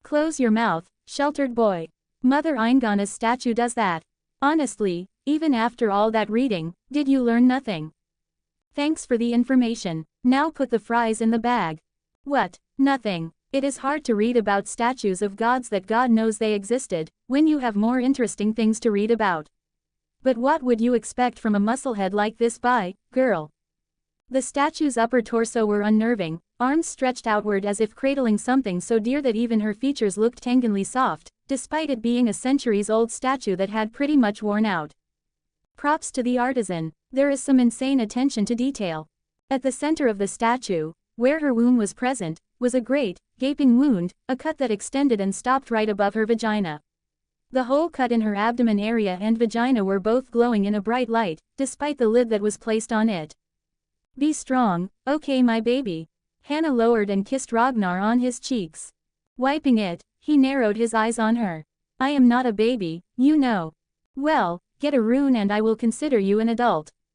Until then, she hugged even tighter, drawing the attention of every age fellow. I will treat you like my little, fluffy, petulant bear. Ragnar's face flushed as Leif shook his head and grinned while the others chuckled, while some outright barked at him. God damn it, my Ionokoji like aloof aura is gone. No, unhand me, beautiful woman. After a while of caressing her cheek with Ragnar's, she let him go. Still flushed, Ragnar kept looking down as Robert glanced in his direction. His lips moved, quivered, but he restrained from getting too close. Good luck, Ragnar. He stopped midway as Ragnar looked up at him. However, his eyes went wide. Ragnar's eyes were swollen as a thin layer of tears bubbled in them. Quote. I do wish the best for you. He looked up, and quickly wiped his tears. I am proud of you. May the gods be with you. Ragnar looked at him with his mouth agape. A familiar, very familiar smile overlapped Robert's. A bearded smile that mirrored his Earth father's. He stared blankly at him before snapping back to reality. A warm feeling spread through his chest and he felt fuzzy, but most of all, guilty. God, how much of an ass have I been to this good man? Clenching and unclenching his fist, Ragnar let out a long breath. Phew, I am not a child. Not mentally, at least. I can love both of my dads. Even if it's not as intense for Robert as it was for Dad, I cannot let his empathy go to waste like this. Thanks D. He paused and then let out another long breath. However, despite looking at Robert in a new light, he couldn't sincerely call him Dad. Instead, Ragnar smiled at Robert, turned around and ran inside. Hey, wait for me. Leif called out and ran after him as well. Ha, children, a gruff voice suddenly said. As Hannah saw Ragnar and Leif go in, she turned her head towards the figure. Parenting has never been your thing, Harold. You should not complain, she said as Robert turned to look at Harold as well. He was a man who looked to be past his prime with pure white hair with a face like that of a ferocious wolf. He had a huge prominent scar below his left eye that reached to his left ear and another scar at the tip of his right eye. His pale blue eyes were sharp, like that of a predator. Harold Ulfric, the strongest man in Hannah's platoon, and the second in command. Despite being friendly to each other, the other people started to turn around and look at them talking as their auras sent shivers down their spine. After all, rune praxis changed family standings.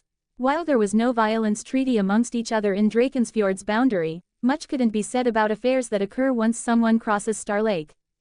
Harold scratched his neck. Well, what can I say, the brat is too free-spirited to be held under control.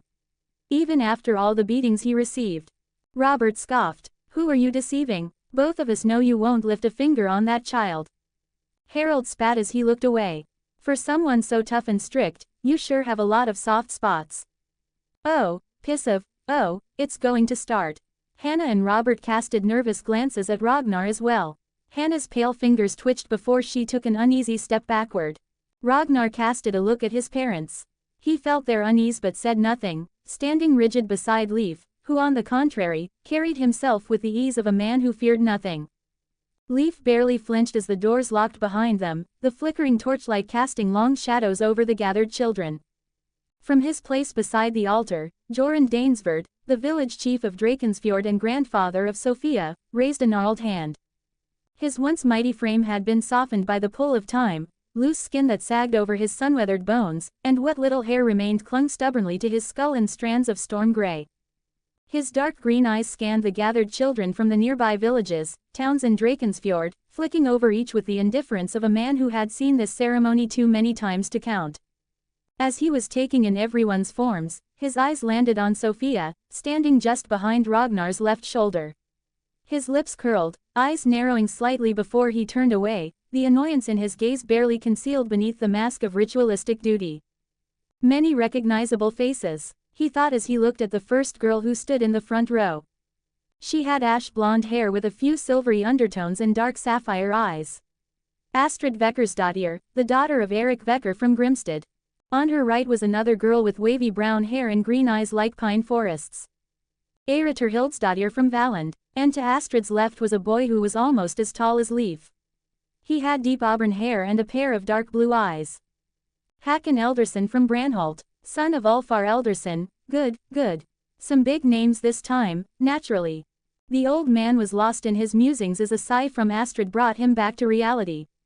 A lot of people had started to chatter, filling the altar with faint murmurs. The village chief clapped his hands and suddenly, the chatter died instantly. For a moment, the only sounds were the distant howl of the wind and the crackling of the flames licking at the torches. Then Joran spoke, his voice rough as bark.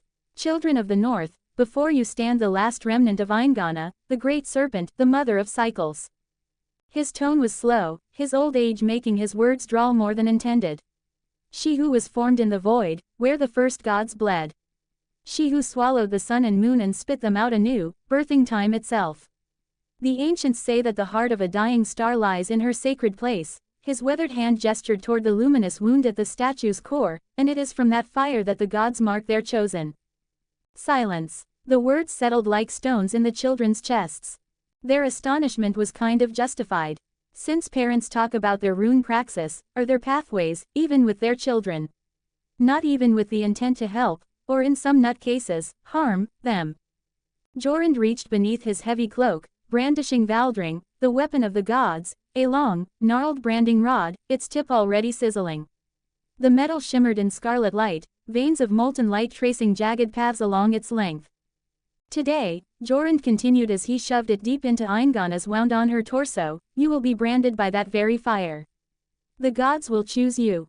Some will find favor, some will not, some will endure their trials. Some will be reduced to naught but mindless husks. But this is the way of the north. To do as the gods command. A murmur rippled through the group. Ragnar scoffed internally. These people and their blind faith. They did not question, did not doubt, only obeyed.